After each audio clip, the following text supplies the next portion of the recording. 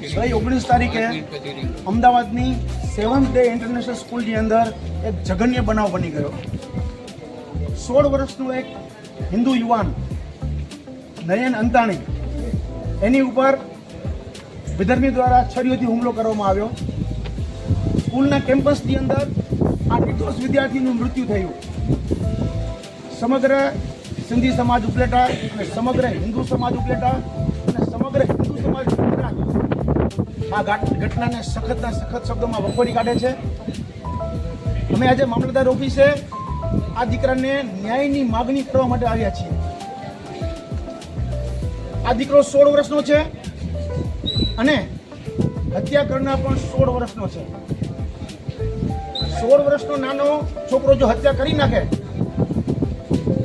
તો એને નિર્દોષ છોડવામાં ના આવે, એને પણ સખત સખત સજા કરવામાં આવે એવી અમારી સરકાર પાસે માંગ છે. અમારી સરકાર પાસે માંગ છે કે આ સ્કૂલનું રજીસ્ટ્રેશન રદ કરવામાં આવે. આ સ્કૂલના મેનેજમેન્ટ, આ સ્કૂલના ટ્રસ્ટીઓ જેમણે આ બાળકને છોડી દીધો હતો સ્કૂલની અંદર, કોઈ પણ જાતની મેડિકલ ફેસિલિટી આપી નહોતી, તેઓ પણ એટલા જ દોષી છે.